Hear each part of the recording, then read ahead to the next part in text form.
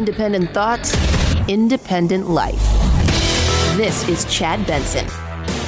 Earlier today, our medical experts announced a plan for booster shots to every fully vaccinated American, adult American. This will boost your immune response. It will increase your protection from COVID-19. And it's the best way to protect ourselves from new variants that could arise. The plan is for every adult to get a booster shot 8 months after you got your second shot. Based on what science, sir? I'm curious. Based on what? Because I can go back. I looked at a ton of articles yesterday. I looked at a ton of research, and I'm asking myself, based on what? I mean, why stop at 3? Why not go to 4, 5, 6, 12? I mean, at this point in time, why not just coat yourself in it? I think it's a fair question to ask. And I'm not anti. I got my vaccines. I've got my vaccines. I am fine with that. And I'm not worried if I decide to go get a third one, I wouldn't be worried about it. I'm not worried about that. I'm asking the question, why? Why now? Article in the New York Times yesterday talking about, they had 4 different doctors on there saying, I think maybe they should leave it to the scientist. Yes, we understand that this isn't going to be this isn't a forever shot. We get that. But 2-3 weeks ago, it's like, you don't need a shot now. 2 weeks ago, it's like, probably about a year. Now it's like 8 months. And I know this could be Operation Take Your Mind Off the Fact that I did a horrible job, and we'll get to that in a second. But can we just say, based on what? Well, these things wane over time. That's totally understandable. But older people, their immune system is already compromised as you get older. Your immune system isn't as strong as when you're younger, like everything else. So that's understandable. People with compromised immune systems, they already have troubles, whether it's an autoimmune disease, it's HIV, it's AIDS, it's they're going through treatments, they have had organ transplants. Totally get it. You're 30 and you got this in March? You really need another one? Probably not. Based on what science? I'm not saying it's not true, but the contradiction across the board has happened over and over again. And at some point in time, and I'm hearing from more and more people that believe in vaccines and the shot. And let's be real, it's not a vaccine. It's like the flu shot, the coronavirus shot, the communist flu shot. They've got no problem with that. But they're saying, I'm not getting a third, especially if I got to wear a mask and I got to social distance and I got to fight every day over everything. And you're talking about vaccine passports and all this kind of crap. No, sorry. Pending approval from the Food and Drug Administration, the CDC's committee will be ready to start this booster program during the week of September 20, in which time anyone vaccinated on or before January 20 will be eligible to get a booster shot. So that means that if you got your second shot on February 15th, you're eligible to get your booster shot on October 15th. If you got your second shot on March 15th, go for your booster starting November 15th, and so on. Yeah, we get it. We get it. We get it. We can do it. Just curious as to why. Again, older people totally get it. People with issues, once again, get it. 30 years old, you're in good health, you've gotten the shots. It's fair to ask the question, right? It is. There's already 1 million plus people that have went out and got a shot. That's the funny thing already. A booster shot. I need another shot. My partner on my local show, he would have cut up to get a shot. His mother was very ill. She was one of those people, compromised immune system. When this thing first happened, it was spreading in New York. She caught it. He says, well, it killed her. The reality is she was very sick. And he told me even when we first started working together, she probably was going to make it through the year before coronavirus hit. But there's no doubt that it played a huge part in that domino effect in ending her life. And it was a horrible thing to watch my buddy, who couldn't go see his mother, who couldn't say his goodbyes, who couldn't be there for his family, He would have done anything to get a shot. He finally got his shots, right? He was very excited. He got his shots. Even he said to me yesterday, I don't know if I'm going to get a booster. Not right away. And this guy's a hypochondriac, like you could not believe. And even he's questioning some of these things. I think it's fair, too. I do. NIH Director Francis Collins. Let FDA and CDC do their thing and aim that by September 20th, the people who first got immunized back in January ought to be at the top of the list then to have access to a booster. And that would be particularly people in nursing homes, the elderly, healthcare providers, all those who were first in line when we first rolled out the vaccines should now be in an appropriate place to get a booster. I think this is just a safe way to keep us from seeing more trouble from Delta. Yeah, so really that's what you're looking to. You're looking to double down. Plus, we have a lot of these shots, right? So let's not pretend that we don't have. We have a lot of these shots sitting around. We already paid for them all. So don't want those things to go to waste, if you know what I mean. So there's that. But I do question the timing of it. And I think a lot of people have every right to ask that. From what we're seeing in terms of the data is that about 8 months, it looks as if it's time to rev that immune system back up again. This seems to be what the data is telling us to do. Now, there's nothing magic about 8. It's a little bit of a Goldilocks thing here, but we don't want to be too late. We don't want to be too early. This looks like about the right place to aim the effort in order to try to save lives. Okay. Nothing magic about 8. All right. So that's where you're going with that one. Again, I'm not anti-whatever, anti-shot, but I am curious about certain things, and I think it is fair that we ask questions. I keep going back to, just because you ask questions about certain things doesn't mean you're anti-anything. You learn and you grow when you ask questions, when you question things. The one thing about America, and we're going to get into this a little bit deeper, is we were a nation built on distrust. Right? That's how we were built. In fact, we're like, we don't trust anybody, so we're going to put something in place that says, you guys, we don't trust you, and we know that you would overreach, whoever you guys are. And at the time, the guys that were writing was like, us guys, we don't even trust ourselves, so let's put something in place that protects us from us. 323-538-2423 at Chad Benson Show's your Twitter. Tweet at us, text the program. All of that being said, we're still dealing with a lot of other things because of Delta, and one of those things is the job market. The early figures from the Labor Department show initial claims for unemployment benefits falling to 348,000 last week, a decline of 29,000 from the week before. And the 4-week moving average for claims fell to 377,750, also a low point going back to early 2020. Unemployment remains highest in Puerto Rico, California, Illinois, and the District of Columbia. Yep. Unemployment's still high in certain parts of the country. Other parts, it's going okay. Yesterday we saw consumer spending in certain areas was down tremendously. At other parts, it was up, in particular food services. People are eating out more because they're going out more. They're enjoying their lives. Unemployment numbers are kind of, we're getting this, right? They're between 350 and about 400,000 every single week. And we're creating jobs, and there's jobs available, but some people are choosing not to. In fact, we're gonna touch on it in a minute. And I found this article the other day, and I was fascinated by this. And for a guy that I will tell you, I do a lot of jobs, but what these men and women are doing and the art form that they have set it up for is incredible. It is so fascinating. We're going to touch on that in a few minutes. Rough Greens makes any pet food better.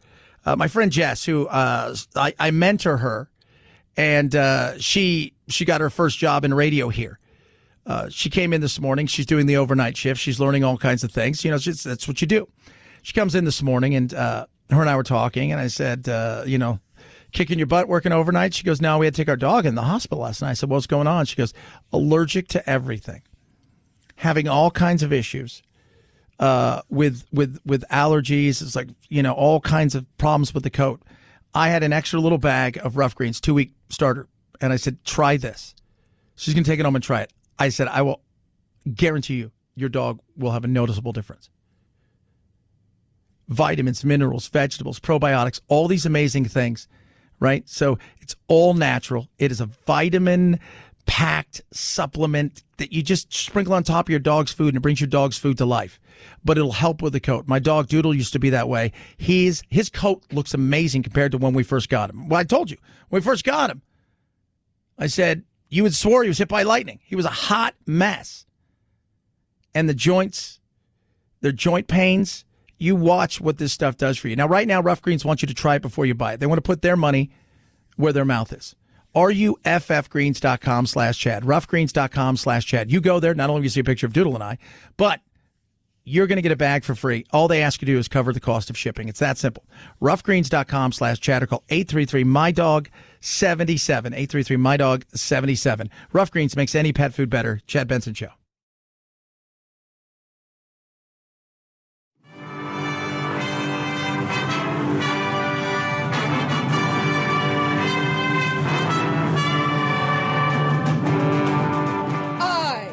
To be free. I am not a terrorist. I am not Antifa. I am not a sex slave that wears masks. Don't be a cutie pie.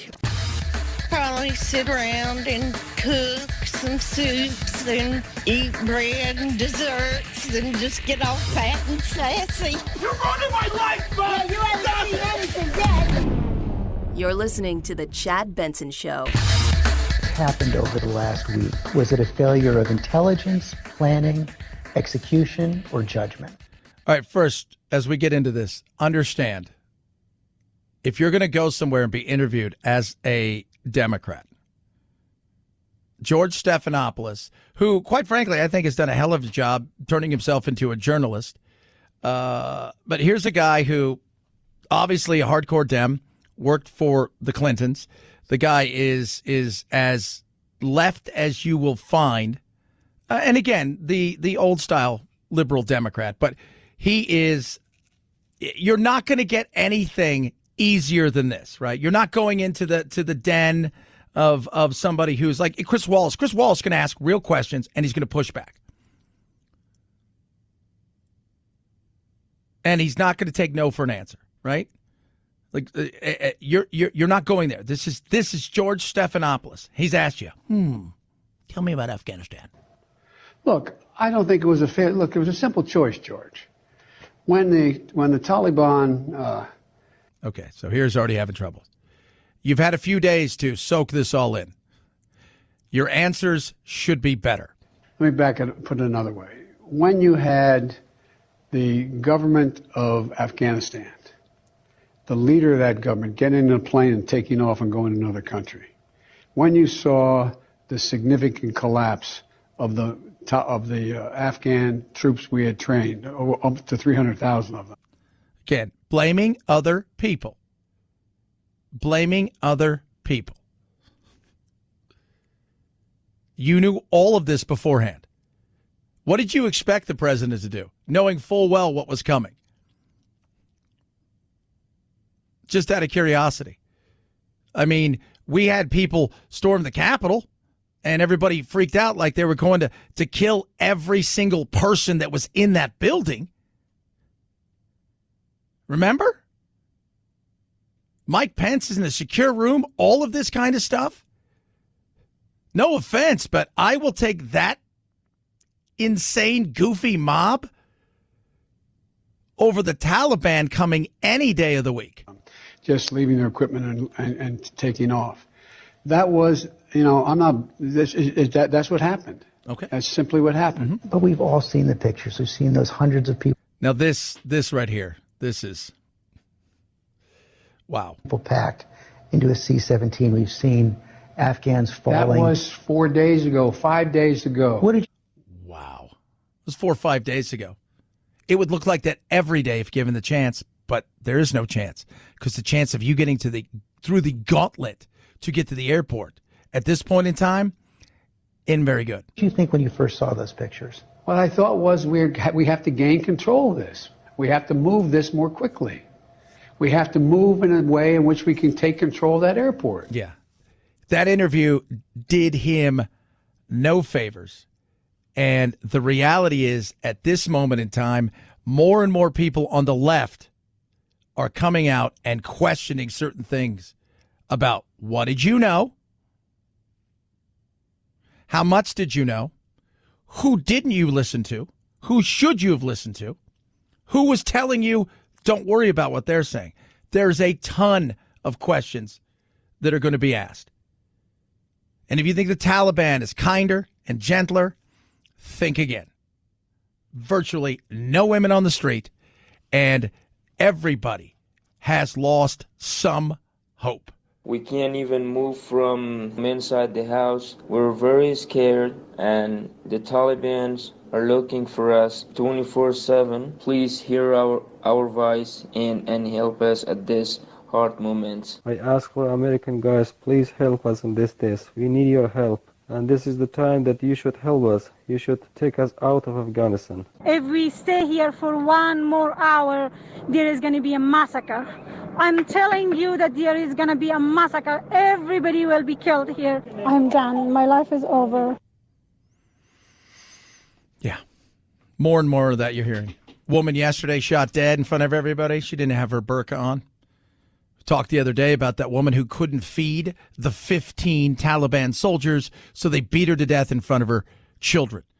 I'm watching video of people just walking on the streets and men walking up to other men and hitting them with sticks and these rubber-like whips.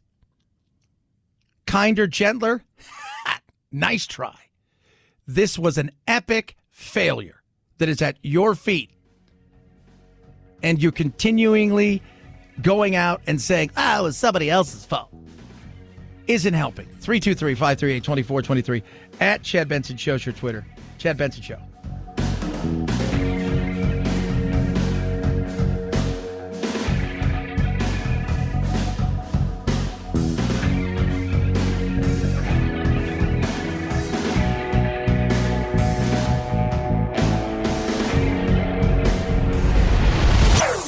Chad Benson Show.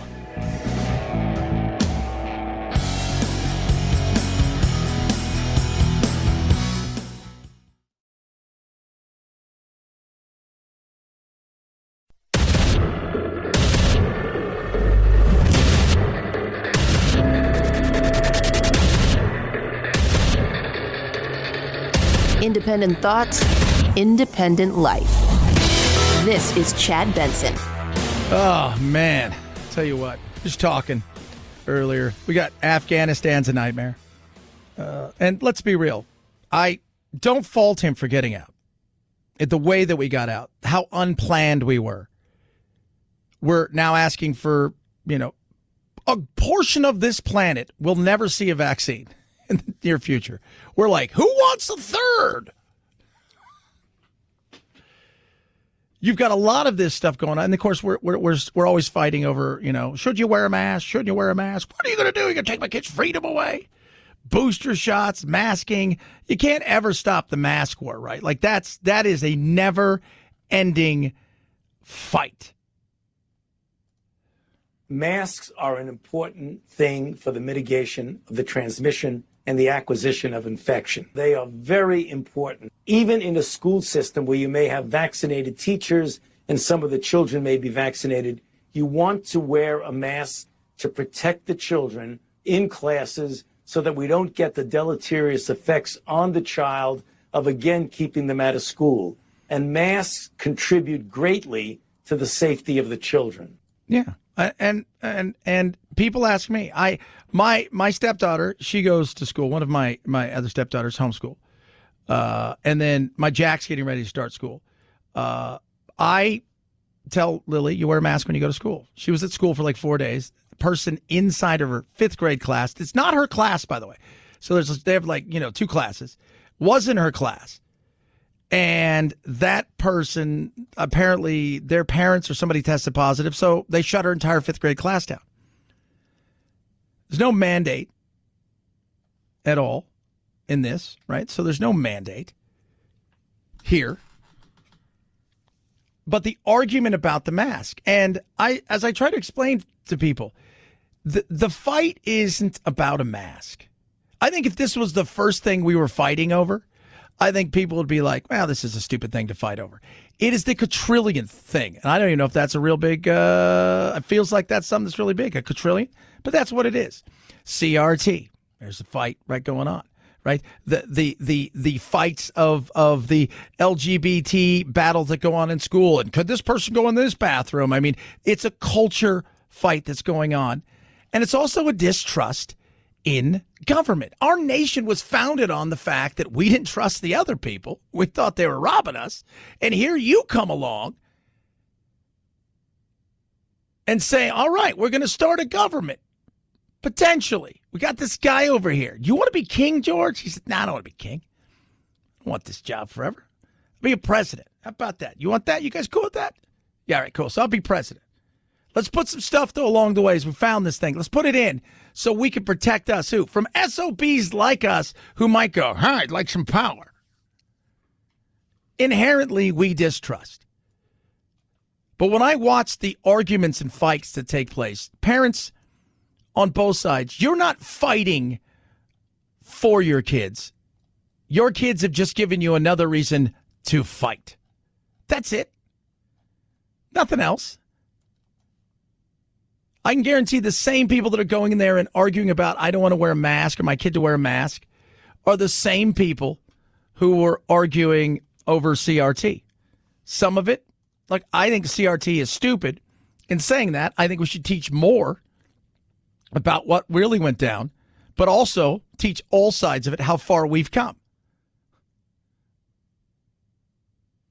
But the mask fight is insane. Let's talk about some mask wars, all right? Here's some mask wars taking place as we got to the point now where people go to a school board meeting and it's just time to throw down. The heated debate over masks is escalating into physical altercations in various states across the nation. In Texas, a parent ripping a teacher's face mask during a Meet the Teacher event Monday, according to Eanes School District Superintendent Tom Leonard. Let's just leave the mask wars out of the schools. So you want to fight those wars, fight them somewhere else, but don't mess with the teachers. They have a hard enough job right now. Yeah, well, we don't know how. Again, it's not the teachers. It's the government. It's not the teachers. It's the distrust in the government that we see. And when you hear those words, mandates, we are by nature creatures that push back. Right? By nature. And we know this in life, right? Like some people, there are people out there who are, for all intents and purposes, they are fight. Some people are flight. Some people are flight. They don't want anything. They're passive aggressive. Right? They're passive aggressive. And they're not into fighting. Some people, though, will run to a fight. The fights are fine with them. And it gets frustrating. We're not fighting for the children. We're fighting in spite of the children. We're fighting because we want to have our message, our point of view, beat your point of view. By the way, both point of views can be absolutely wrong. But you don't care as long as you're right compared to somebody else's point of view.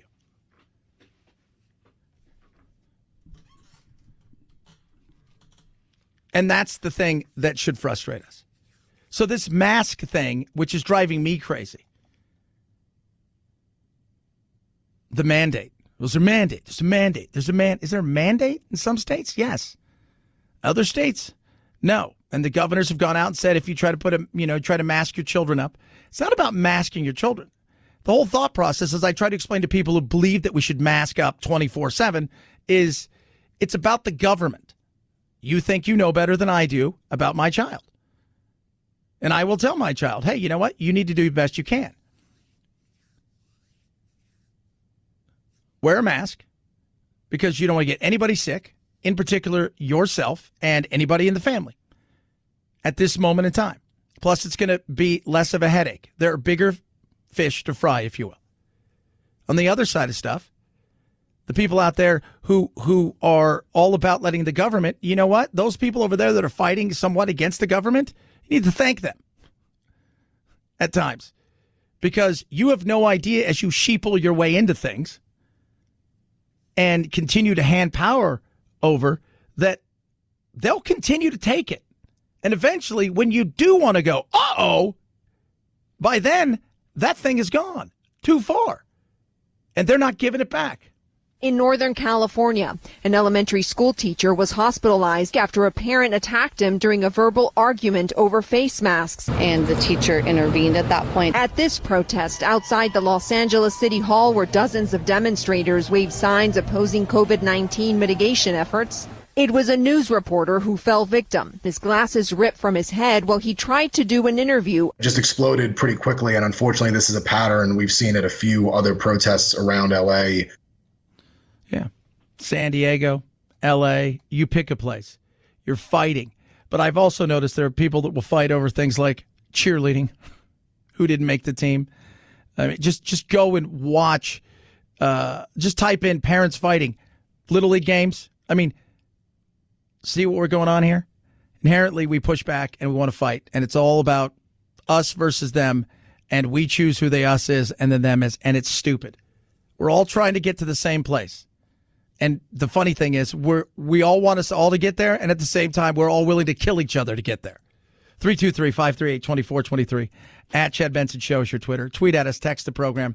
So earlier, I was talking about jobs. Job report came out today, right? So let's take a quick listen. The early figures from the Labor Department show initial claims for unemployment benefits falling to 348,000 last week, a decline of 29,000 from the week before. Nice. All right. 29,000. It's not bad. A little drop there. Unemployment, certain areas getting better. Other areas, there's still a struggle. So the other day I was reading this article, and I found this to be just brilliant. And at the same time, as brilliant as it was, you would sit here and laugh because so many people some people have it, right? Like they're willing to do so many things. And other people just, they'll do barely enough. So it's in the Wall Street Journal. And these are people who are loving the pandemic. And the reason's simple. They've never made more money than their life. And they're not profiting off the pandemic. They're not doing that. They're profiting off the fact that they're home. And they're working 2 full-time jobs, and neither job knows they have another full-time job. So this guy put together a website called Overemployed. Now, Overemployed, you go there, and it is essentially, and this is great, it is essentially telling you and teaching you how to do your gigs and how to get away with it. And Overemployed has the best stuff on it. I was there yesterday. So some of these guys and gals are doing this. And it was put together by a guy who, by the way, he got a job down the street from the place that he worked, like kind of pre-COVID. In doing so, he thought, I got to quit this job here. And he goes, do I really? And so he decided to kind of keep both jobs, kind of toggled between the two, if you will. But then when the pandemic hit, opportunities abound. So they talk about some of these, he goes, this one guy on here says, I've never made so much money in my life. I've paid off all my school debts. I went from making about 150 grand. I'm making about 600 grand a year. And nobody knows. But you have to be smart about it. And that's where Overemployed comes in. So it's overemployed.com. It talks about where you can work 2 remote jobs and you can reach, as they say, financial freedom. And these are white collar jobs, right? So like you're an accountant and you're an IT person. But some of the things that they talk about, and he teaches you how to set low expectations. Don't get overly great and take on too much. The other thing they talk about is he teaches you how to manage conflicting situations where you may have a meeting here and a meeting there. And because of Zoom, it's a perfect opportunity to do what? I'm bad. Latency. Sorry, it dropped. It is phenomenal. How to have 2 LinkedIns so you don't have. And the other stuff they talk about is like, don't work for competing companies. So like maybe you're an IT person for a media company and this is an IT person over here for a company that works, in the food industry. Don't do those kind of things. But it talks about a lot of different things. And it's funny because the thing that really struck me most about this is how much time do we waste? He goes, I'm working 2 full-time jobs. Each one of them I can do in about 10 hours a week. The rest of it was busy work and a waste of time and meetings. And I'm like, absolutely right. I see more people meeting day to day. And I asked to myself, what are they meeting about? What are they meeting about? Like, what goes on in there for an hour and a half that you had to do that? And so much of it feels like justification of being here because I can do your job in 10, 15, 20 minutes here and 50 minutes there. And it's great.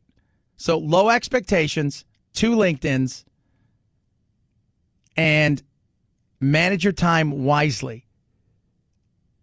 And make sure you use the COVID as a good excuse, as a good way. And you'll double your income. 323-538-2423. At Chad Benson Show is your Twitter. See, it's not bad for everybody. For some, it's been horrible. For others, well, they're taking advantage of it. 323-538-2423. At Chad Benson Show. That's your Twitter. Tweet us. Love hearing from each and every single one of you. All right, guys. We know. It happens. It happens. Maybe you've been in a relationship for a long time. Maybe you've been in a relationship for a little while. Excited to get back out there. Maybe you're single. But you want to be ready when you're ready. And that's where Roman is ready. So go to GetRoman.com/Chad. Talk to a U.S. licensed healthcare professional. With Roman, you get free online evaluation, right? So ongoing care for ED, all from the comfort and privacy of your home. Roman ready equals confidence. Confidence to know that, yes, you can rise to the occasion in the moment. You're talking to a U.S. licensed healthcare professional, so you have to worry about any fly-by-night thing. Free 2-day shipping. So get started. It's simple. Go to GetRoman.com/Chad. Complete an online visit. Takes no time at all. Take care of your ED without even leaving your home. GetRoman.com/Chad. If you're prescribed, you're going to get 50% off your first month of ED treatment. GetRoman.com/Chad. Make sure you're ready to have confidence and control this summer. Roman ready. Chad Benson Show.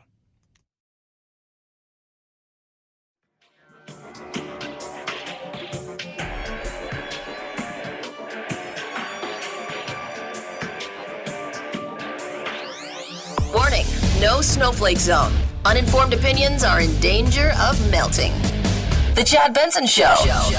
Mike Richards once again apologizing, this time for conversations being called inappropriate on a podcast of his in 2013 and 2014. But they all look terrible in the picture. They look fat and like not good in the picture. Those and other conversations on the Random Show podcast are the focus of an article on The Ringer, which posted the clips, in which Richards talks about women's bodies, welfare, and other topics in a joking yet possibly controversial manner. The podcast itself has been removed, and Richard says in a statement to The Ringer that the episodes are thoughtless and insensitive, and he's deeply sorry. He says his attempts to be funny were not acceptable. Richards takes over as host of Jeopardy next month. I think they're supposed to start filming today. If I'm correct. I think they start filming today. Apparently, he mocked appearances of people. Oh, he did? Yeah. So wait, hold on a second. A guy said something stupid? Yeah. 8 years ago? Yeah. Get rid of him. Because you can't grow. You can't grow. No, you're stuck. So, and I sit here, and this is the stuff that drives me crazy, where people say stupid things. Doesn't mean that they're evil or bad people. What if he just said something horrible about you? You have no idea what I get called. I have this one guy who every day he sends me videos about how much he can't stand me and hates me. I don't care. But this should matter. Why does this matter? First of all, can we all agree? You work in Hollywood. Let me tell you what matters. Looks. If Mike Richards was 408 pounds with 3 chins, he wouldn't have this job. That's the reality of it. He said stupid things about people who were poor, disparaging comments about people's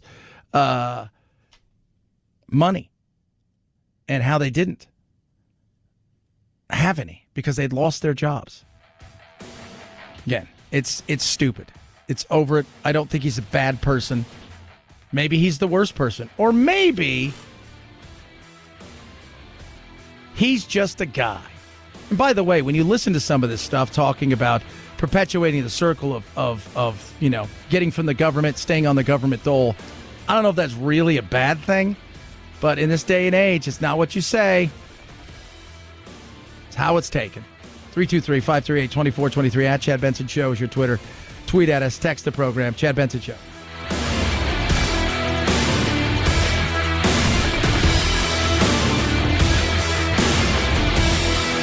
This is the Chad Benson Show.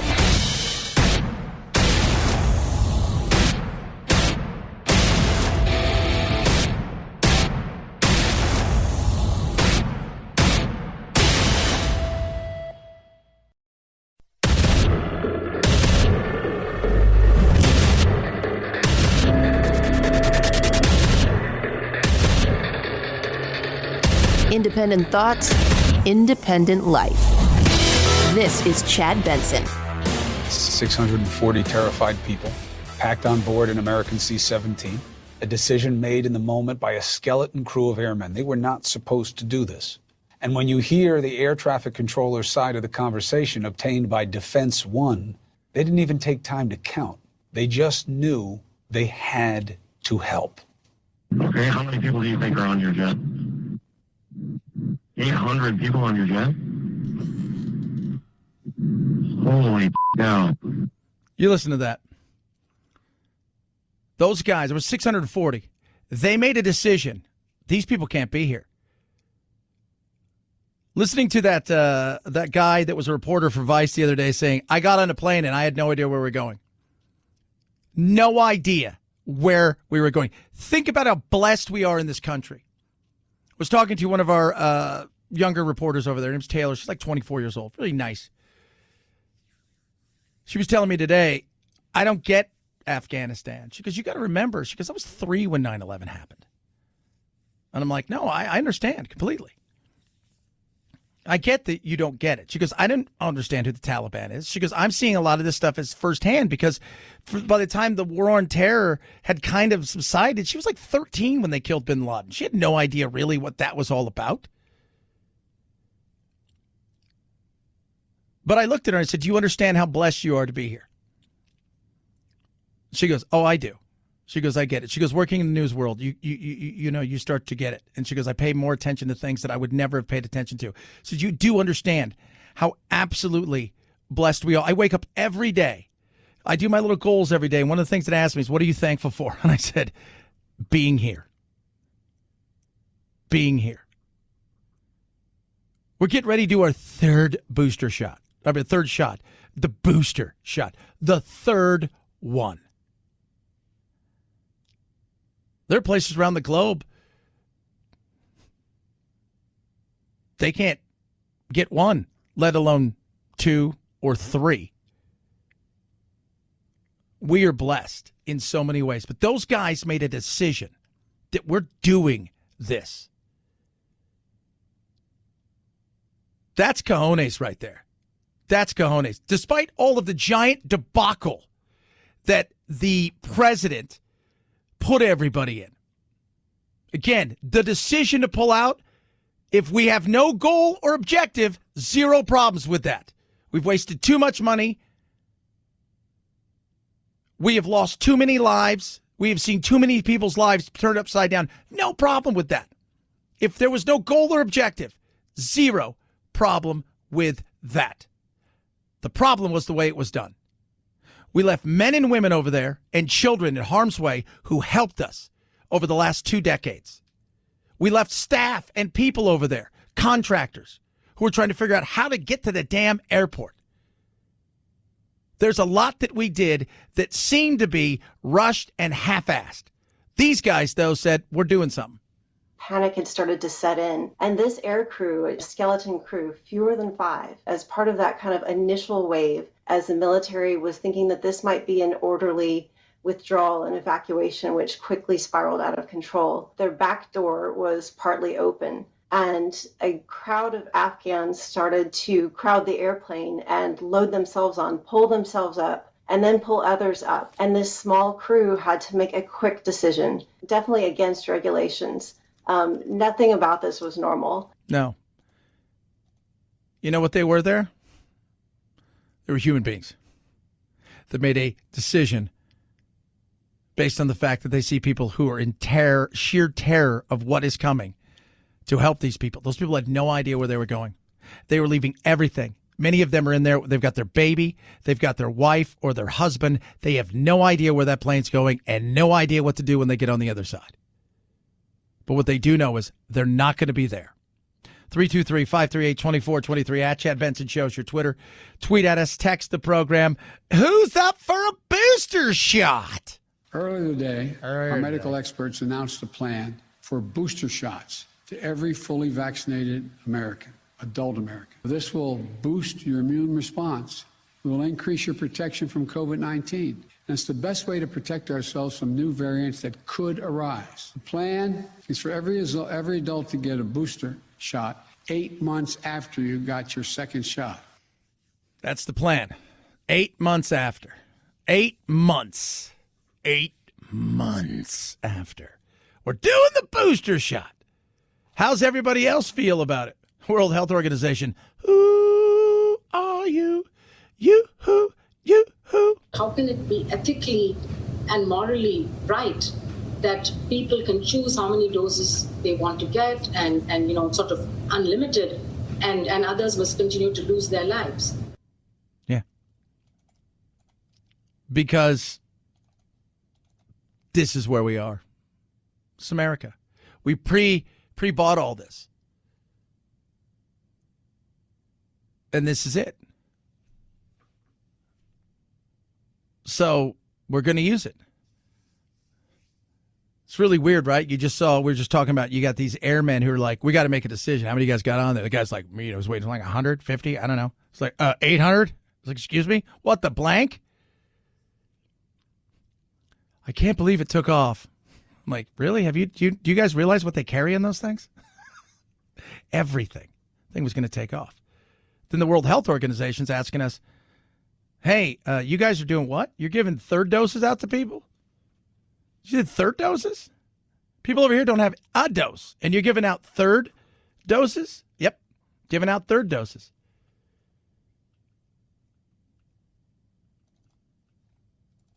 It's unfortunate, but you wonder why people make efforts to get to places like America, to get to places like Great Britain, to get to places like Canada, Australia, Germany,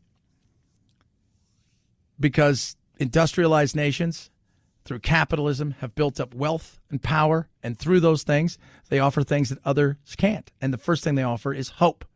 Hope that they don't have to live like it's medieval times. Hope that they'll have a chance to have a future in life. But, yeah, you see in situations like this how it's no wonder people are pissed. Oh, you're doing a third. As far as me and the booster, I have questions. I do. Why does somebody who's healthy under the age of like 60 have to get a booster? I'm curious about that. How did you come to this kind of, decision? Because I'm looking at some data and they're saying, you probably be good for maybe a year. Other data say it may only last 6 months. We don't know, but it seems some people say it may last if you've had it and you've had the shots. It may last for several years. They just don't know. What we do know is you get older, your immune system weakens. That we do know. That's right. That's people offer supplements and they take vitamins and stuff. We get that. We also recognize and understand people with compromised immune system, people who are getting their they've had organ transplants, like my son's, aunt, who's like her best friend, his best friend, she had full lung replacement, 2 new lungs. By the way, lungs are tiny. I think we always have this picture that lungs are like from their belly button up to your chest. It's like they're not really that big. She had that. Her immune system, she has none. She's gotten both shots, right? I think she got Moderna. She has no antibodies. Part of that is because the medicine she takes counteracts some of the effect. So they've got to be extra careful around her. Totally understandable. People like that need extra care. But if you're 30, you've had both shots, and there's no data the way there is data for old people understanding certain things, is this something you really need? This is when you start to ask serious questions. And for some people, like they talked about yesterday, we're just filling up the bucket. It's sort of like you're in your car and you're driving for a long time and you check and you notice that the gas gauge is getting kind of low. And it's like, okay, maybe it's time to do something about that. Look for a gas station. That's kind of where it is with people who got those first doses back in January. They're not in a crisis right now, but it's time to start making a plan. That's all we're trying to do here. Okay. Make a plan. Older people.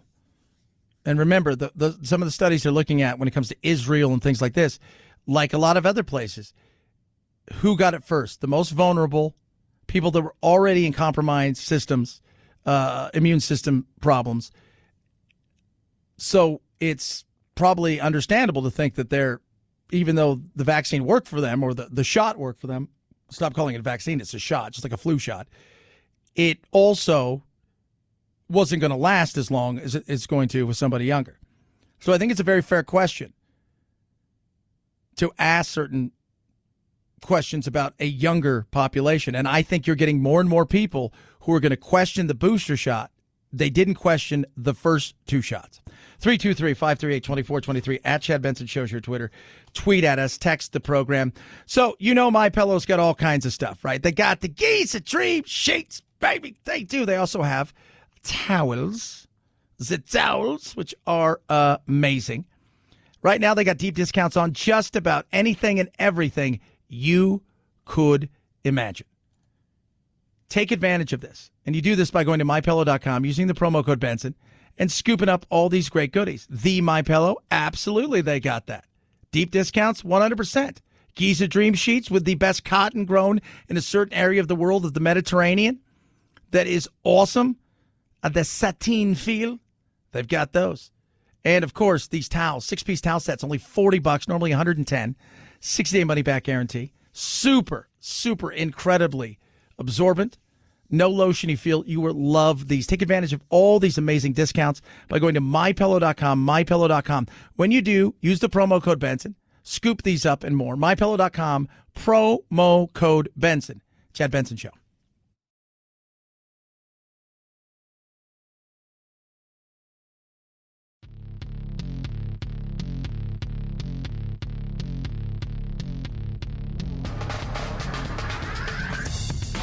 Serving up talk radio medium rare and dripping with irony. It's Chad Benson. 5, 4, 3, 2, 1, 0. Ignition.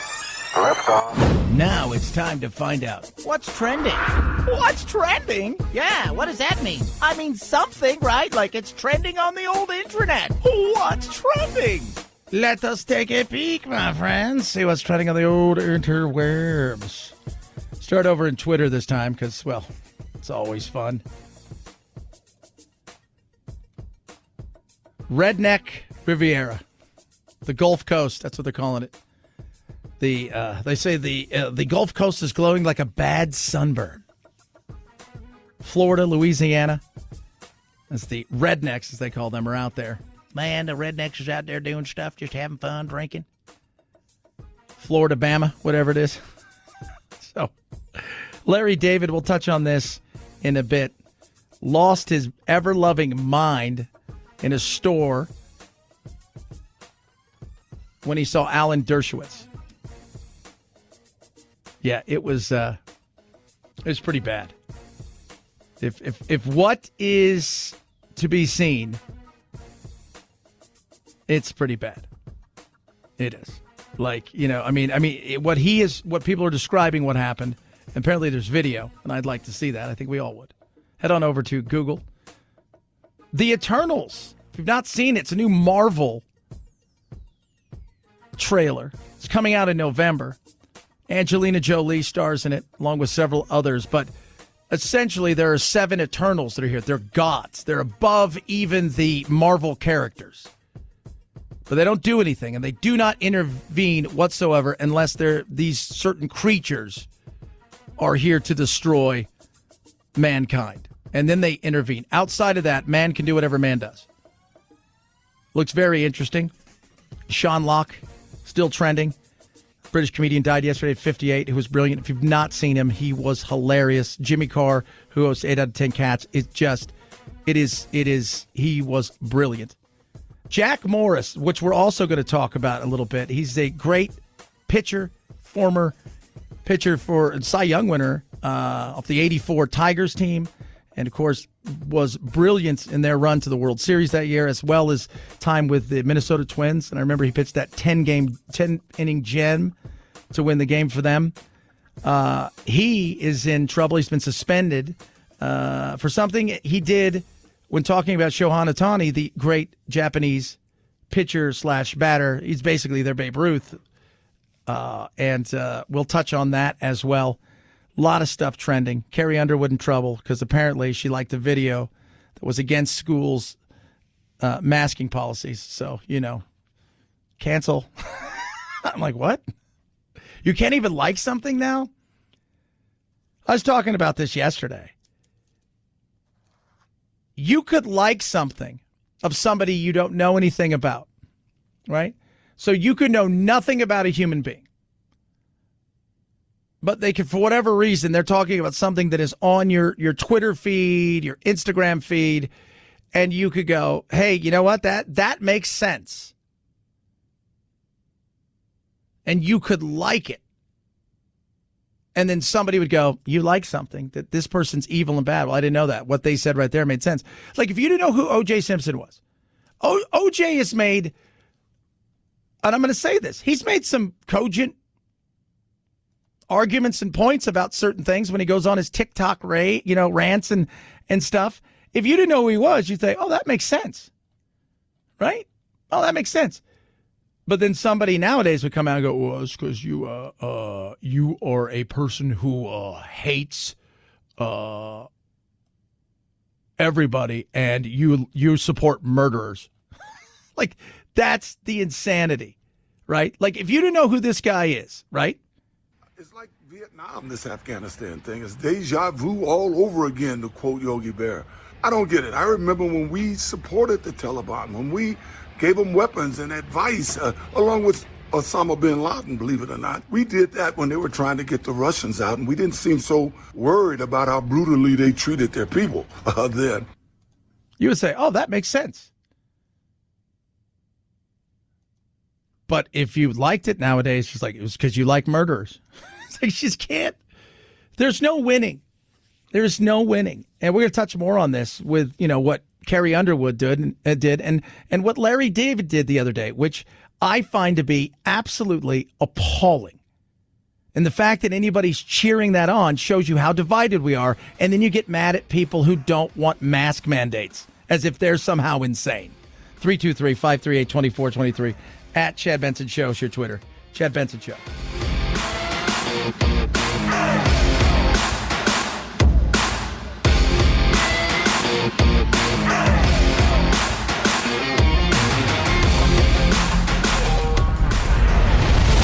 The Chad Benson Show.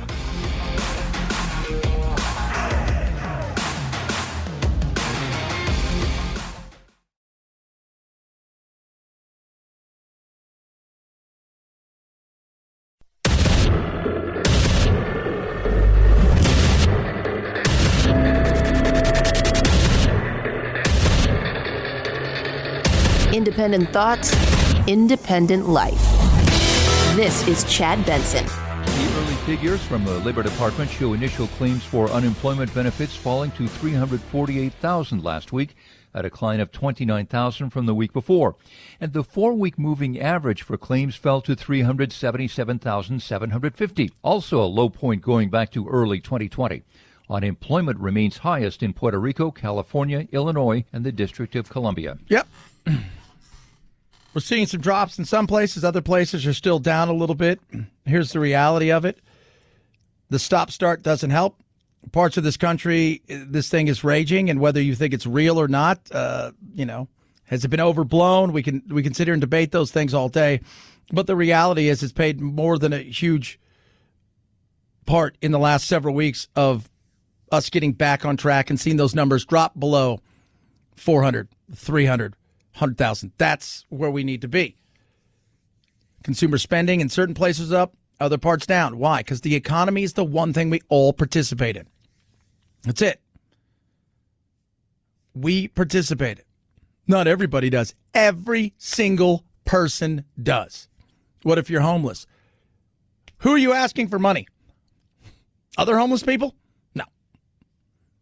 Well, that's a silly thing to... Right? Where are you going to try to get help? How are those things funded? In many cases, they're nonprofits.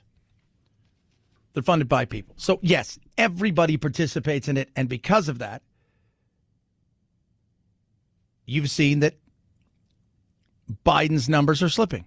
Lowest numbers he's had since he's been president. He's under 50%. Under 50%.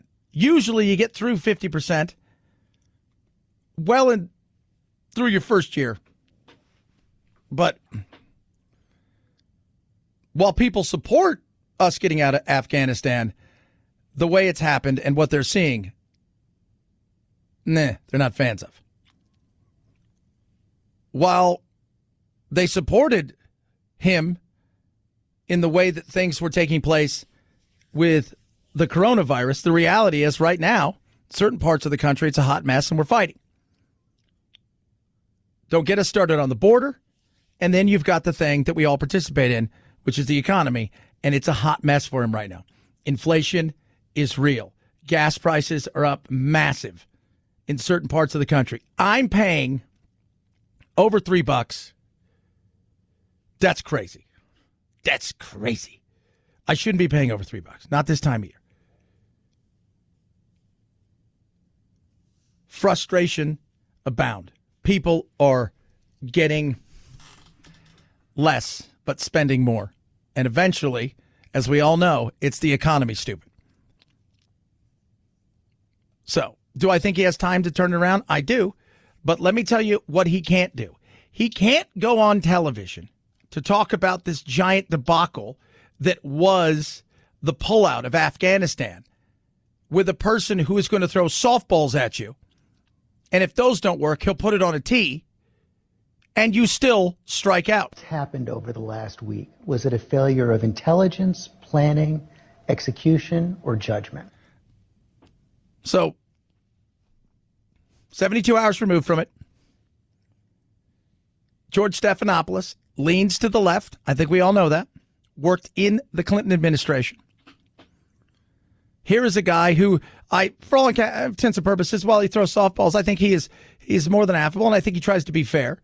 But you handpicked a conversation with somebody that wasn't going to push back hard, wasn't going to get into a terse conversation. And you've had 72 hours. Not a good way to start your elevator pitch. Look, I don't think it was a fair. Look, it was a simple choice, George. When the Taliban, let me put it another way. All right. So let me put it another way. Elevator pitch. It's not going well. When you had the government of Afghanistan, the leader of that government getting in a plane and taking off and going to another country. Not a good look. I will give you that. Also, what'd you expect him to do? Out of curiosity. He saw the writing on the wall.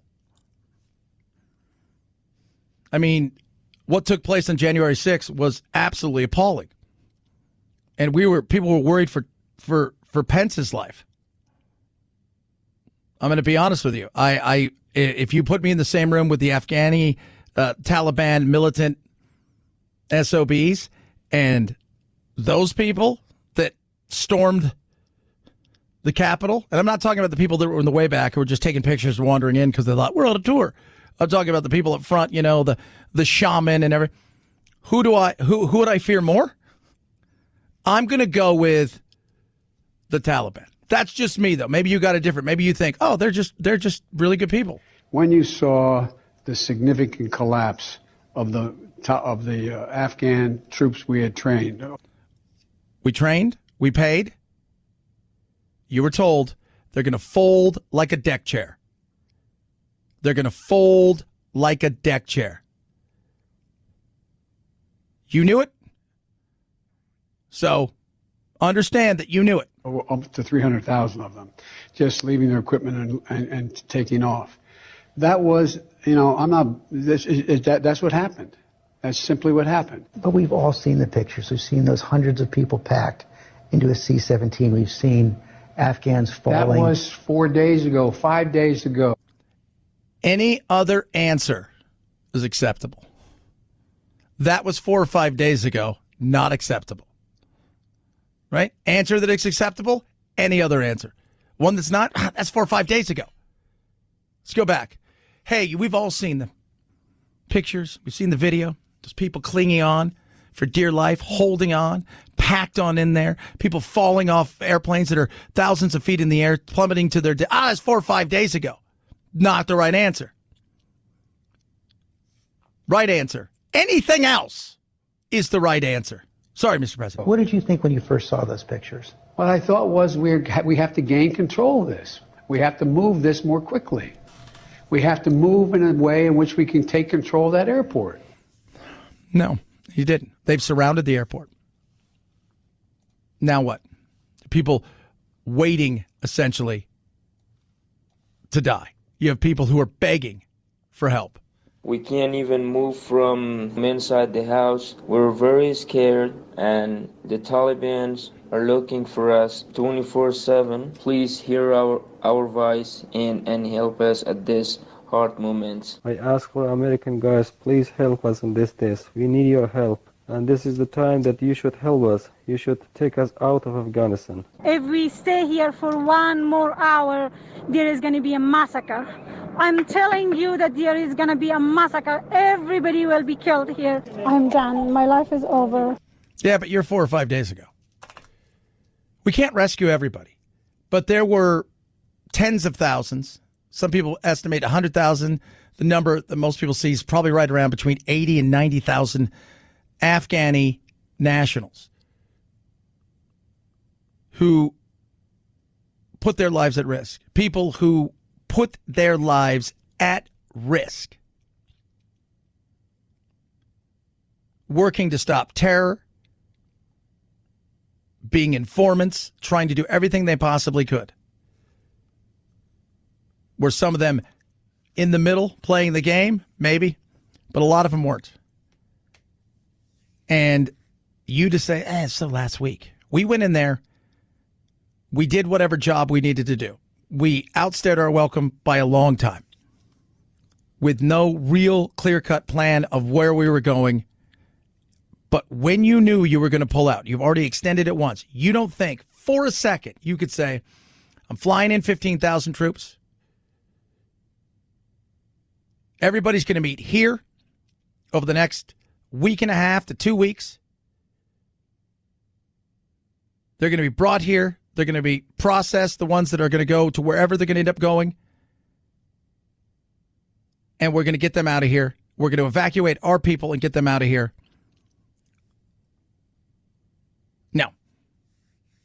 No.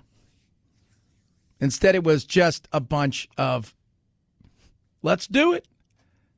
And you knew what was coming, and you didn't care. By the feel of it. Somebody who's supposed to be the empathetic president, it feels like you're like, eh. And I don't care what you say. I'm not buying it. The Intelligence Committee did not say back in June or July that, in fact, this was going to collapse like it did. Number one. They thought the Taliban would take over, but not this quickly. But not this quickly, not even close. Is that true? I mean, is that really true? Because we're hearing from other people that no, that's not true. This consequential speech by the American president didn't run from it. He owned his decision. He owned the fact that, as he put it, the buck stops with him. I hope he gets to own their deaths, too. I feel like I watched a different speech than the rest of you guys. I was appalled. There was such a profound, bold-faced lie in that speech. The idea that we planned for every contingency. I have been personally trying to tell this administration since it took office. I've been trying to tell our government for years that this was coming. We sent them plan after plan on how to evacuate these people. Nobody listened to us. Well, no, but he just said that that's not true. That no. And of course, they're a kinder, gentler group of people. Is this correct, Ian? The Taliban are giving lip service to controlling situation, to facilitating the departure, the safe departure of Afghans, of Americans. But the reality on the ground is they still haven't quite got control of the situation. Lip service, indeed. This one's on you. Again, I'm all for getting ourselves out of there if we have no clear-cut plan. But the way we did it and the way that I feel like we've abandoned people and stepped away from people. You know, when we got away from the Kurds, you know, a lot of people were pissed. And it was understandable. The Kurds have been our allies. They've fought side by side with us, fought against our enemies. The one thing the Kurds were, though, is the Kurds were a hardened group of people who knew how to fight. This group wasn't ready for it. And they knew what was coming. And they didn't have the guts or the want. Now, we can't stay there forever, but we could have done a better job in getting out the people we needed to. It's sad. It's sad. It is a sad situation to see it. And all you have to do is just watch any of the stuff from the reports that are coming out over there. There's no women on the streets. And if you get caught doing something that was fine last Thursday, you may pay the ultimate price. 323-538-2423 at Chad Benson shows your Twitter. Ray Khan, best earbuds around. Love them. 6 different soft gel tips. Go right in your ear. Pick the one that fits best for you and feel the difference. Then hear the difference. The noise isolating fit separates itself from other premium brands that are out there. And by the way, these things cost about 3 times less. They start well under $100. In fact, under $70 when I give you my code here in a minute. You're going to love these things. They are amazing. Sound quality design, no stems, no wires, 45-day happiness guarantee, and a charging capsule that you get with it. So the earbuds go right in there. You take the capsule, you're going to get 4 full charges from it. Once it runs out of steam, you just plug it in, charge it back up, and you take it wherever you go so you never have to be tethered to something. Get your Raycons now. Save big. They start under $70. All you have to do is go to buyraycon.com/Chad. Buyraycon.com/Chad. 45-day happiness guarantee. 1-year warranty. Buyraycon.com/Chad. Chad Benson Show.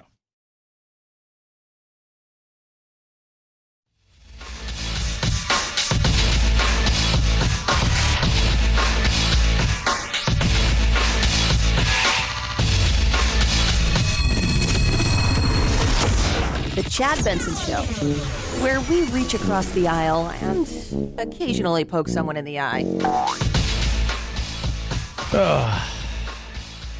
Stuff's getting canceled left, right, and center. Case in point, call him Baton Rouge. Garth Brooks is getting off the stage for 2021, officially canceling his remaining concert dates as COVID cases continue to rise across the country. He says in a statement that in July, when he resumed touring, he thought the pandemic was behind us. But now watching the new wave of infections, he realizes we're still in this fight and he must do his part. Those with tickets will get refunds. Brooks recently paused his shows to reassess the situation. Cancellations amount to 5 concerts. Yeah. You're going to see, I think, in some places a lot more than that. I think what you're going to see is it's going to be canceled in areas. The South right now, you're going to get a lot of cancellations. Some of the other places, No. There may be more precautions. You may be hearing more people say, "Well, I'm going to do it, but only if everybody's vaccinated." You're going to hear more and more of that battle going on. And again, it doesn't mean that you're going to walk away, unscathed, if you will. Vaccines can only go so far. So, country singer Jason Isbell, he wants that. I think the people who work at the venues and who work in the music business understand. All the response I've gotten from people in the business has been positive. They understand that we could go back to not working at all. And a lot of these smaller venues, they aren't going to be able to reopen if they go through another round of shutdowns. The problem is there's just been so much pushback from some of the governors of certain states who want to kowtow to their political base and try to make people think that their freedom is being encroached upon. And that, of course, I'm sure is met with hatred from the right side of the aisle. I'm all for freedom, but I think if you're dead, you don't have any freedoms at all. So it's probably important to stay alive before you start questioning your liberty. It's life, and then it's liberty, and then it's the pursuit of happiness, and those are in order of priority. Yeah, I mean, some of that's true. It's and it goes back to the fights that we have over masks right now, which really aren't over masks. They're over other things. This is all one big belief versus another big belief. And then it's a battle to make sure that you are right and the other person isn't right. Even if what you're saying isn't 100% truthful, you just need to be a little bit more right than the other person. I need to be a little bit more correct to you than this. That's it. Just a smidge more correct. It's not like you get points, right? There's no brownie points. There's none of those things. But in your mind and in your sphere, in your circle, you think that you win something. Look, I think parents know better than schools and teachers, but I also know that parents are a parent of a child, and they're not dealing with just you. They're dealing with potentially hundreds of parents. Everybody with conflicting views, by and large. So that's the battle that our educators are going through right now. And it sucks. It does. Because, and I said it earlier, I was talking to somebody, I said, if this was the first thing, right? If we didn't have critical race theory and we didn't have all this controversy and these activisms and teachers at times and unions and things, and this was the first thing we were going through it with the masking side of things, I don't think you'd see the same thing. But what I think you're seeing is this is a collection of things that people have said, I've had enough. 323-538-2423 at Chad Benson Show is your Twitter. It's the Chad Benson Show.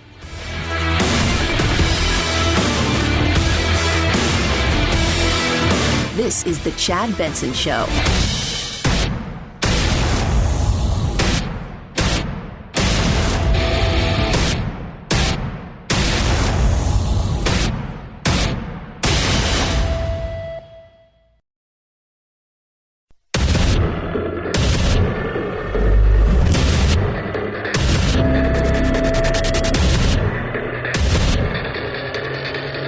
Independent thoughts, independent life. This is Chad Benson. Earlier today, our medical experts announced a plan for booster shots to every fully vaccinated American, adult American. This will boost your immune response. It will increase your protection from COVID-19. And it's the best way to protect ourselves from new variants that could arise. The plan is for every adult to get a booster shot 8 months after you got your second shot. Booster. Science, sir? Plenty of science out there for this? Well, of course, it diminishes, the stuff with the thing and, the thing and the stuff. And you know what I'm talking. It's diminishing over time. I mean, you get it. Pending approval from the Food and Drug Administration, the CDC's committee will be ready to start this booster program during the week of September 20, in which time anyone vaccinated on or before January 20 will be eligible to get a booster shot. So that means that if you got your second shot on February 15th, you're eligible to get your booster shot on October 15th. If you got your second shot on March 15th, go for your booster starting November 15th, and so on. Yeah. People are asking questions. Anna Durbin, vaccine researcher, Johns Hopkins University, said the vaccines continue to be highly effective. Questioning it. You got several other people from Baylor, right? One person from Baylor said the decisions being made is also kind of out of whack. Why? Why now? Why? How did you pick the week of the 20th? Some people are asking. It's very interesting. When you go and you see people from Georgetown University, from Harvard, from Yale, from, all over the place. One person said, Paul Offit, vaccine expert from Children's Hospital of Philadelphia, who is an expert on a committee that advises the FDA on vaccines, says this just seems to be a declaration without the kind of vetting you would like to have seen. Goodman often think boosters may eventually be needed, but he's not convinced they are needed now. I'm not convinced either. Follow the science. Well, the scientists over here say, hold on a second. Let FDA and CDC do their thing and aim that by September 20th, the people who first got immunized back in January ought to be at the top of the list then to have access to a booster. And that would be particularly people in nursing homes, the elderly, healthcare providers, all those who were first in line when we first rolled out the vaccines should now be in an appropriate place to get a booster. I think this is just a safe way to keep us from seeing more trouble from Delta. Okay. Again, question. Very fair question. Why now? Just because people are asking questions. It's not just us, but a lot of people are. Scott Hensley, vaccine research, University of Pennsylvania, Penn Institute for Immunology, sharing concerns. So the notion that we're trying to get ahead of it by boosting after 8 months, I think is premature. He's also arguing that using more doses in the U.S. will eventually slow vaccines in low-income countries. That is also very much a fair question to ask. Why is that a fair question? Because as long as this thing spreads elsewhere, we're going to have issues always here. The quicker we can get to a point where through infection, unfortunately, but also through shots, this thing is still going to spread, which is going to leave us vulnerable for variants. Now, we can't live in life in fear, but do we really need a third? The vulnerable, the elderly, as you get older, what ends up happening? Well, your immune system isn't what it once was, right? 30-year-old and a 70-year-old don't have the same immune system. People who are sick, who have compromised immune systems, also, no matter what age, if they're over 12, totally understandable. But everybody else? Here? We're going for our third? How can it be ethically and morally right that people can choose how many doses they want to get and sort of unlimited, and others must continue to lose their lives? One of the leaders over there at the head of the World Health Organization asking serious questions. Countries are waiting for vaccines. Some that have gotten them didn't use them wisely, but some have got nothing. The vast majority of people there are just waiting for the vaccine supplies that haven't arrived. Yeah. I'm all for getting vaccinated. The shot, I call it the shot. This is what you're getting. You're not getting... This isn't a vaccine as we would think it. I'm all for that. This is a vaccine that will, for the most part, protect you from getting it and almost certainly make it so anything that you do catch when it comes to the coronavirus is going to be virtually negligible. You won't feel it. All that being said, I don't know if we need a third shot at this moment in time. And I'm not the only one. I'm not some skeptic, some weirdo. I'm just looking at the data, of which there really isn't any for this. And it feels like, as they joked the other day, this is Operation Change the Subject after the debacle in Afghanistan. It's sort of like you're in your car and you're driving for a long time and you check and you notice that the gas gauge is getting kind of low. And it's like, okay, maybe it's time to do something about that. Look for a gas station. That's kind of where it is with people who got those first doses back in January. They're not in a crisis right now, but it's time to start making a plan. That's all we're trying to do here. So you just want us to top it off. It's kind of what you're looking for. Just me. I feel like I'm going to wait. I'm going to wait.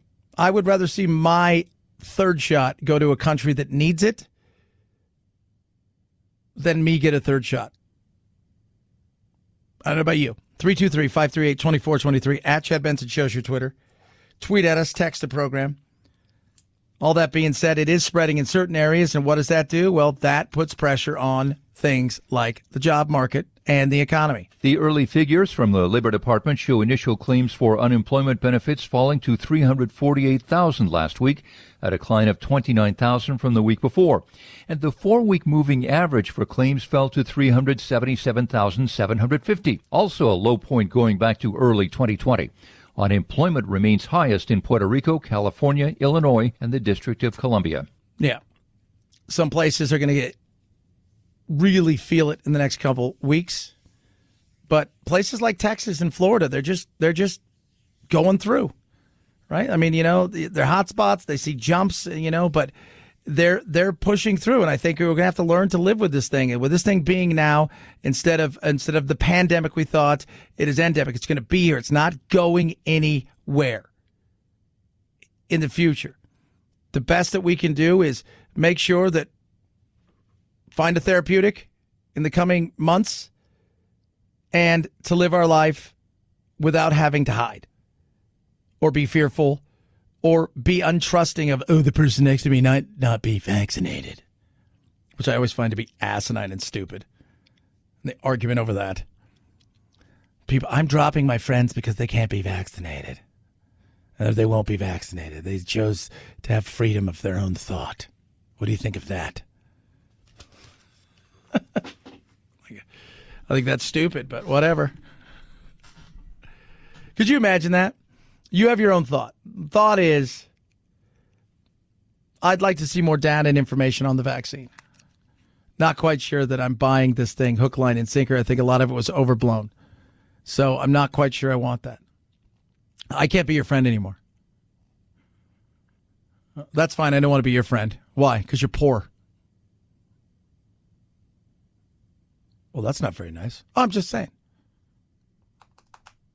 Oh, well, it's not. I'm just saying you're poor. Doesn't that sound stupid? So my thought is I'm not anti anything. And by the way, I've had both shots. I got Moderna, top shelf. And why'd you call it top shelf? Because it's out of all of the ones, it's the most expensive to produce. It costs $34. Everything else is like $9, $8. I'm like, don't give me the stuff you serve the regular people. But the thought of getting rid of somebody for being unvaccinated over something is just bizarre. It is. And it's weird because we do it with this, right? Like, if somebody says, I don't want to give my kids the vaccines because I like for measles and mumps, because I just think that it's, I worry about that they give them too much, and that this is, that this is something that, at this day and age, you joker, you're an anti-vaxxer. But I wouldn't say I'm not going to be your friend. And I wouldn't say to somebody now, if there's like, I've got friends who are not vaccinated. And I'm like, One of my buddies goes, how do you hang out with people like that? I'm like, I just talk to them because there's people. It's not like you changed because you got a vaccine and you all of a sudden are better than them. They have a differing point of view.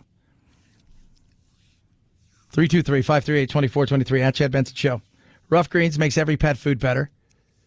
Love what it's done for my dog Doodle. It has helped with his aches, his pains, his joints. It's a supplement, goes on top of your dog's food. When you give it to them, you just sprinkle it on top of it, brings your dog's food to life. It's got vegetables, vitamins, minerals, probiotics, omega-3, 6, 9, all of this stuff helps with digestive enzymes, which help his stomach and his digestive tract. On top of that, it has really helped his coat and has given him a new lease on life. Rough Greens wants you to try it before you buy it. It works for my dog. It'll work for your dog. You try it, and you simply go to ruffgreens.com/Chad, roughgreens.com/Chad. When you do, you cover the cost of shipping. They're going to give you a bag for free. You can also call 833-MY-DOG-77, 833-MY-DOG-77. Rough Greens makes any pet food better. Chad Benson Show.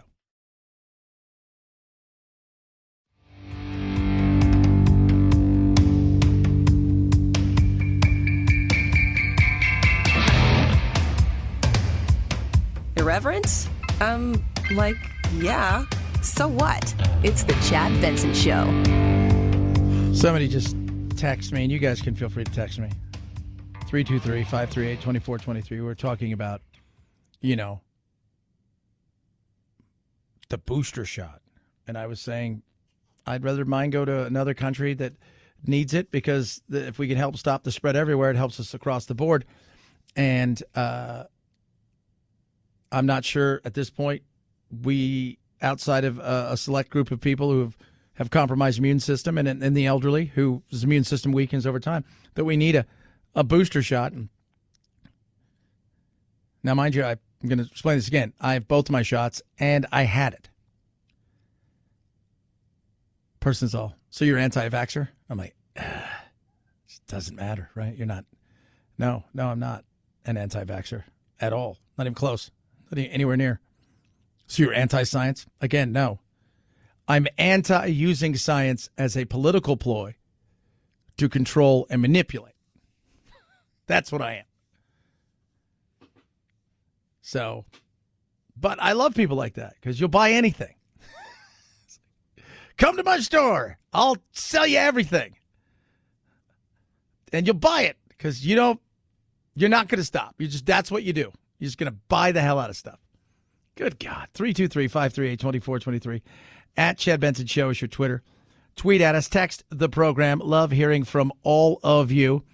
Nightmare in Afghanistan continues. If we stay here for one more hour, there is going to be a massacre.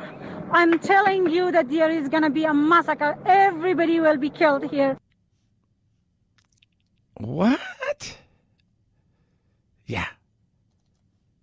It's a nightmare over there. It's getting worse. I was talking to producer Anthony off the in between the commercials, and he said that they've just now burned down or destroyed an amusement park because of ideology. I'm like, what's happening there that was idolic in nature? Well, there was, a roller coaster. I'm like, is that a thing? People pray to that? And those weird fetishes out there, but yeah, it is a nightmare, and it is not getting any better. They're risking their lives just to even get to the gate. We spoke to one woman. She'd worked with the US-led mission. She had the right papers. She waited all night. We got a message from her about 8:30 in the morning saying that was it. She had to give up and go home, but she's now gone back there. Still the same situation. People are getting through, just not enough. The systems need to be put in place to make this happen. And the system, and I will tell you this, the system is not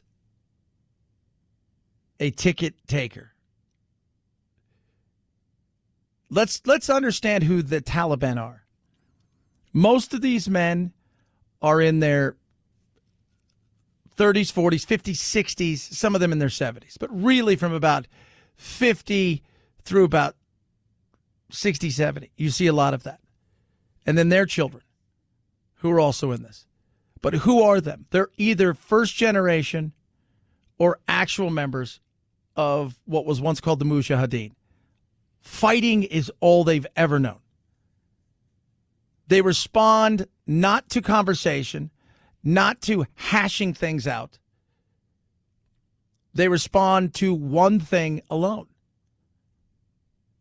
So sitting there trying to have a conversation, trying to reason with somebody who isn't going to listen to anything you have to say, and anything you have to say, even if they listen to it, they're not hearing it because they're going to go do their own thing.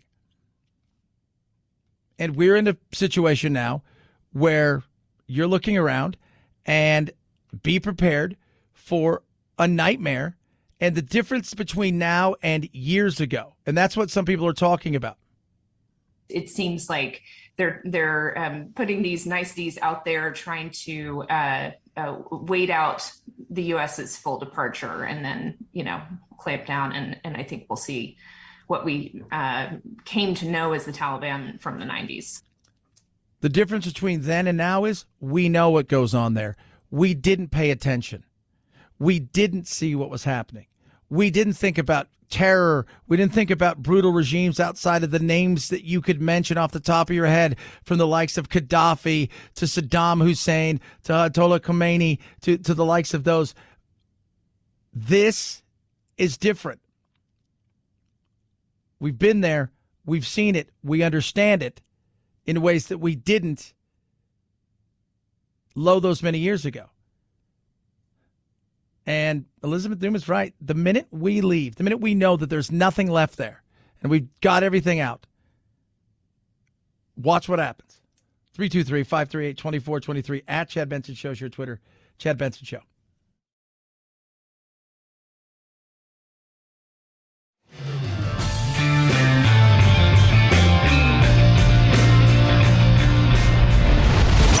The Chad Benson Show.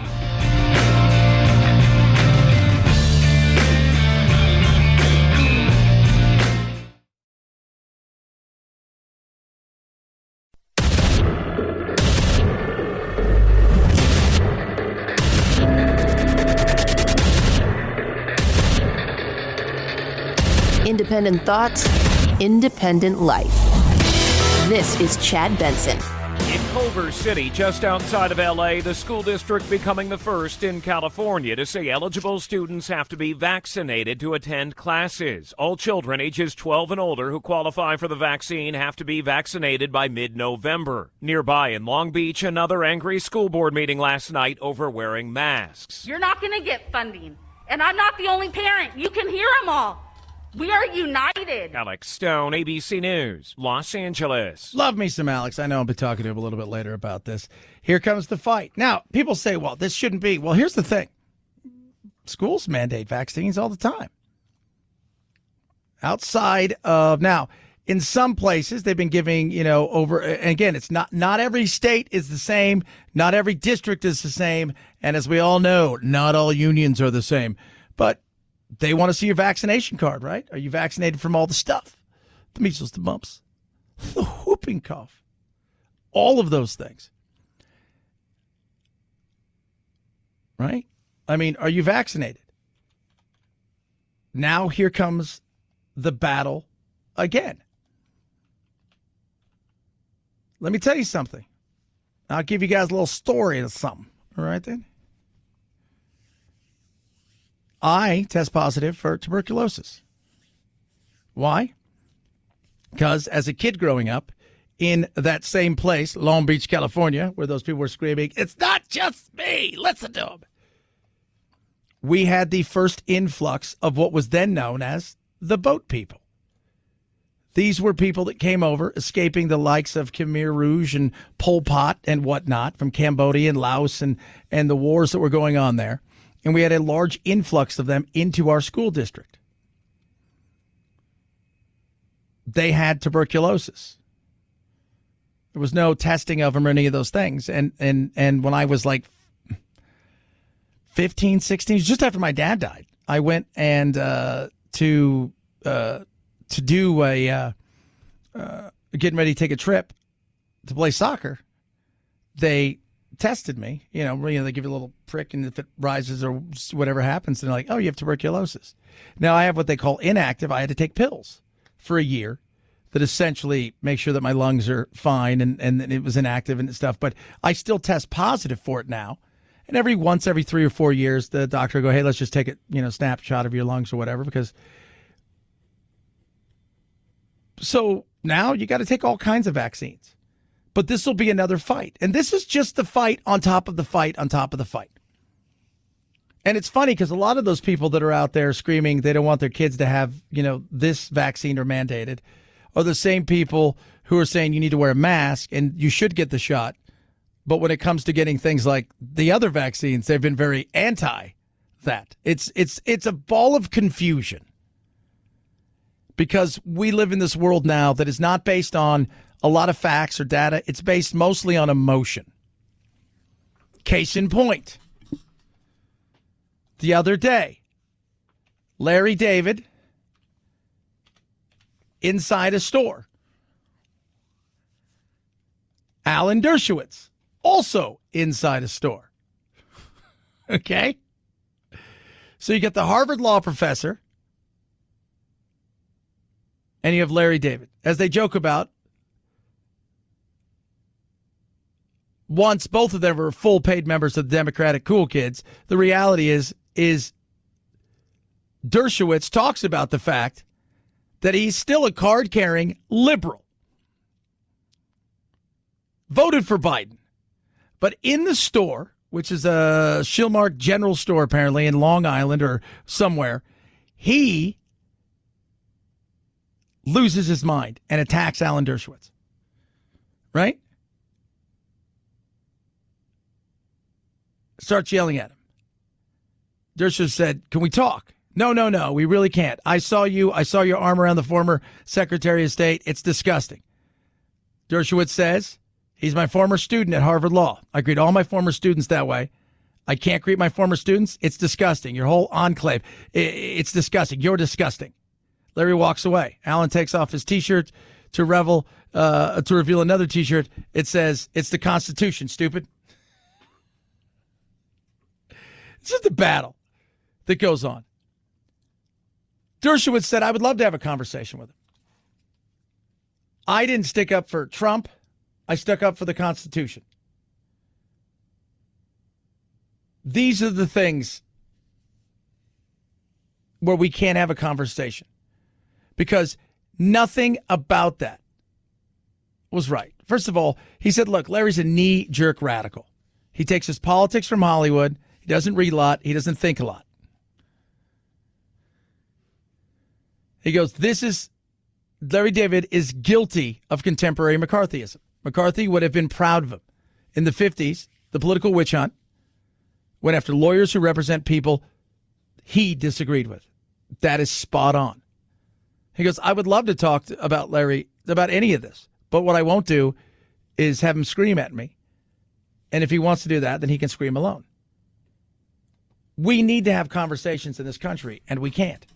Because the emotions are the things that lead us. And once you start to lose grip of those emotions, and it's okay to have emotions, you should. If something's sad, if something's angry, you should have that. But it should always be in some sort of context. If you're mad at something based on something somebody did to you, and the facts are the facts, you have a right to be pissed. If you're mad and angry at something based on emotions, not on facts, you don't understand everything, that's not good. What we see now is you can have all the facts in the world on either side, and they can be now juxtaposing facts, and they can battle and data, and it's all crashing into each other. But because somebody else has a different belief than you, emotionally, you start to lose it, and then it goes sideways. And we can't have that. That's insane. Carrie Underwood. What Carrie Underwood do? She liked a video that Matt Walsh, conservative pundit, about mandatory masking.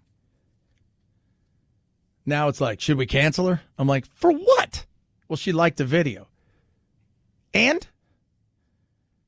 Well, she doesn't have the same opinion as I do. I have a different opinion. Okay. So, but you don't like her now because of the differing opinions? Well, she's obviously stupid. Is she? She's obviously stupid. Yeah, because she liked the video that somebody else I don't agree with. She liked it. Therefore, I find him stupid. And with her liking it, it must mean she too is stupid. Okay.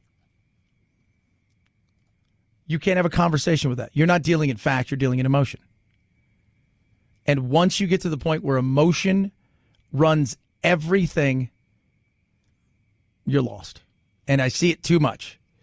Every day I deal with this. Every day I get this over and over and over again with people that send me stuff. And so much of what they send me has very little to do with actual facts and all to do with reactions. This is what I heard. And based on what I heard, I don't like you. Yeah, but that's not what I said. Yeah, but that's what I heard. Yeah, but that's not what I said. Yeah, but that's what I heard.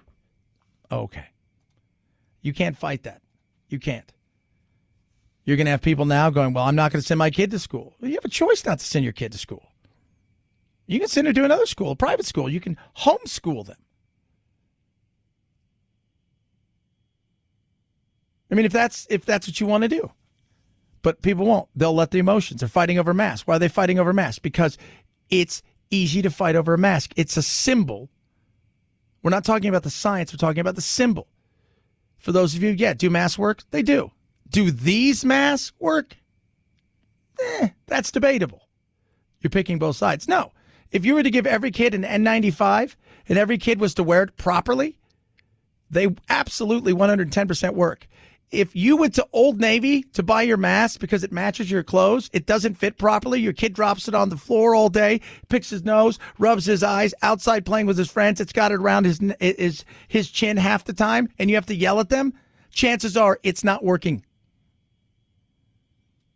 So, not all masks are alike, and not all people who wear masks are alike. But you know what is alike? The fight is the same everywhere.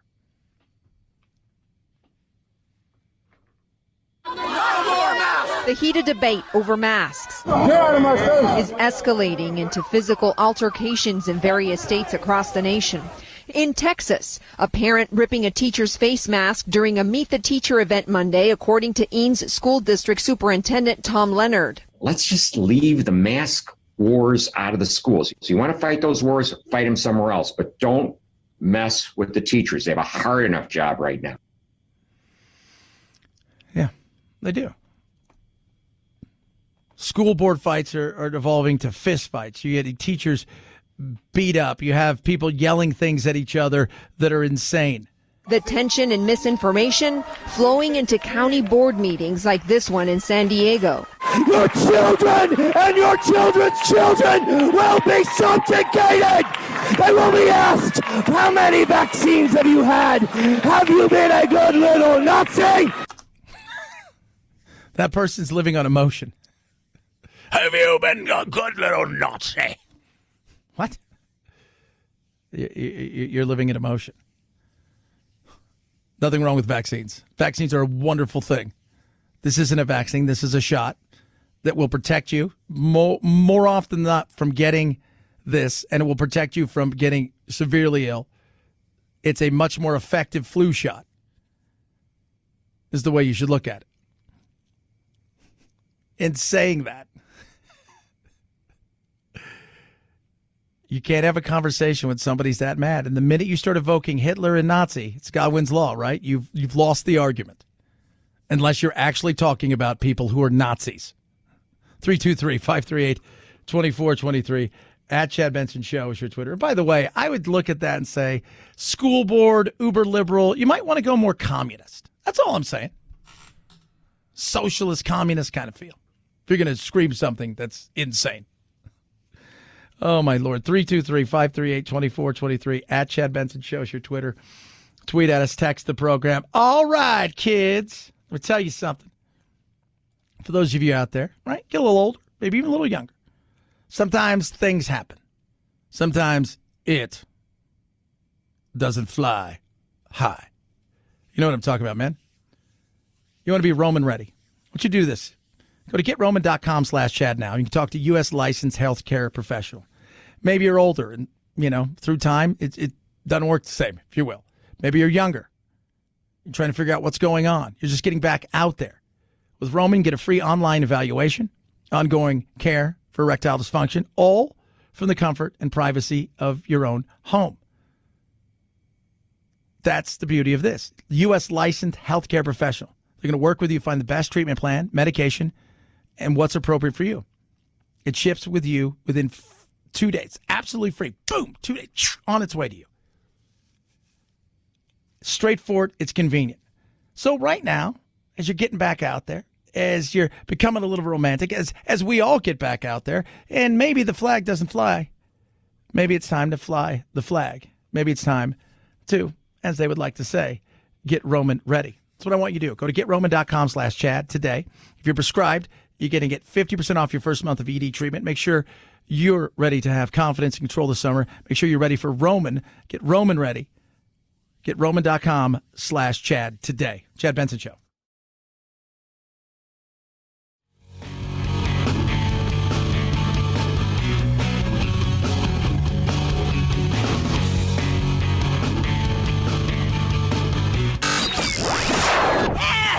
I can't take it anymore! Well, get over it. It's time to forge a new path with your very own political cartographer, Chad. Mike Richards once again apologizing, this time for conversations being called inappropriate on a podcast of his in 2013 and 2014. But they all look terrible in the picture. They look fat and like not good in the picture. Those and other conversations on the Random Show podcast are the focus of an article on The Ringer, which posted the clips, in which Richards talks about women's bodies, welfare, and other topics in a joking yet possibly controversial manner. The podcast itself has been removed, and Richard says in a statement to The Ringer that the episodes are thoughtless and insensitive, and he's deeply sorry. He says his attempts to be funny were not acceptable. Richards takes over as host of Jeopardy next month. Oh, God, not another one. Yeah. I think they start filming today or tomorrow, if I'm correct. So 2013, let's see here. So 2013, that's 8 years ago. Almost 9 years ago. Don't know if anybody could change in 9 years. I don't know. No, I think it's it. Whatever you were 8 years ago is what you are now. But so stupid. So absolutely stupid. Sometimes people trying to be funny think and say things. And by that, I mean, they think, oh, this will be funny. I'm saying something. It's funny. And I think it's funny. And they're not known for that. Or nobody knows them for that. And the people around them are like, that's not really who they are. But it doesn't matter because the internet is all that matters because the internet's the real world, except for the part where it's the real world. Case in point, Mr. Mike Richards there. Everything I've heard, he's an okay dude. Seems to be an okay guy. Is that a complaint? Well, he got sued about that was the whole Price is Right thing. It wasn't like he was the only cat that got sued. Somebody felt like, hey, you know what? You couldn't work anymore. You couldn't do this. This is what happened. Oh, my goodness, Chad. That's because of, can we just be real? I'm going to be real for a second. Probably people are going to go, that's wrong.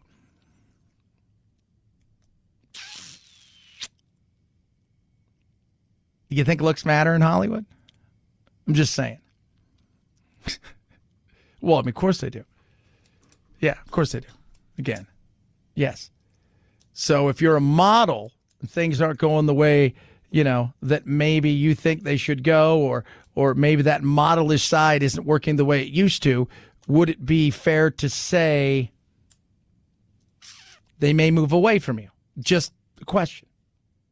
Yeah. The other side of things, one stupid thing can throw away potentially your career. Now what do you do with Shohei Ohtani? Be very, very careful. You walk him. Yeah. In between there, you heard him go, be very, very careful, which now sounds more like he's hunting rabbits. But that's Jack Morris, the great baseball pitcher for the Tigers and the Twins, who was trying to be, I think, funny. He's now been, suspended and will probably lose his gig based on this. And you think to yourself, be very, very, very careful. 5 words. For his part, they asked Joe Anatoly about it in the comments. Yeah, I did see the footage and I heard it on the video. This is his translator, by the way. But I mean, personally, I'm not offended, or I didn't take anything personally. Doesn't matter. People on the internet do. Is there room in this world for forgiveness? I don't know anymore. I'd like to think so, but who knows? 323-538-2423 at Chad Benson Show's your Twitter. Solid fun day as always. Ladies and gentlemen, boys and girls, you know what I see? I see Friday. Night-night, Jack.